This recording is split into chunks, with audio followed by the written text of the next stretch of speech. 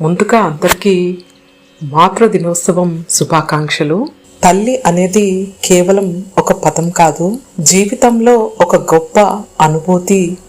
దేవుడు అన్ని చోట్ల ఉండలేక అందుకే ఆయన అమ్మని సృష్టించాడని అంటారు. తల్లి ప్రేమ నిస్వార్థమైందిగా జీవితంలో ప్రతి సవాలును ఎదుర్కొనే శక్తిని అది మనకు అందిస్తుంది. తల్లుల పట్ల కృతజ్ఞతను వ్యక్తం చేయడానికి ప్రతిరోజు అంకితం చేయాలి, కానీ వారిని గౌరవించడానికి ప్రతి సంవత్సరం మే నెలలో మాతృ దినోత్సవాన్ని జరుపుకుంటూ ఉంటాము. అమ్మ అంటే సృష్టి అని, ఒక ప్రాణిని లోకానికి తీసుకురావడంతో తల్లి పనైపోతూ, శిశువును కంటికి రెప్పలా కాపాడుతూ, కొండంత ప్రేమను అందిస్తూ, ఎన్ని కష్టాలైనా భరిస్తూ, ఎంతటి త్యాగాలైనా చేసి నేనున్నానన్న భరోసానిస్తుంది. అనుక్షణం రక్షిస్తూ అవసరమైతే శిక్షిస్తూ కూడా బిడ్డ పరిపూర్ణత సిద్ధించి వ్యక్తిగా ఎదిగినప్పుడు ఆనంద పరవశం చెందుతుంది. మాతృత్వం అంటే ఆనందమైన అనురాగం, అజేయమైన శక్తి స్వరూపం. సృష్టి ఆరంభం నుంచి అంతం వరకు నిరంతరాయంగా సాగే వాత్సల్యమే అమ్మ అని అంటారు.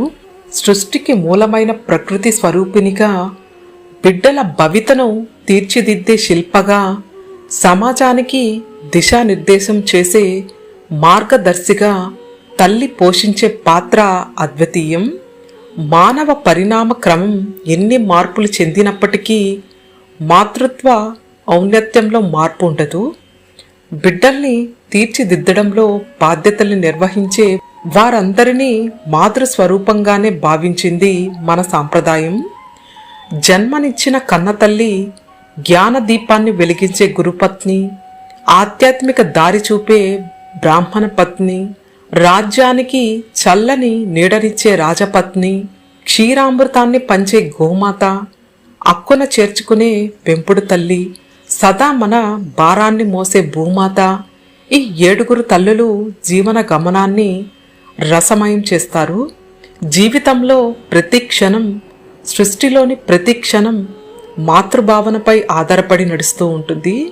ఇది సృష్టి ఆరంభం నుంచి అంతం వరకు సాగే నిరంతర వాత్సల్య భావనని అంటారు.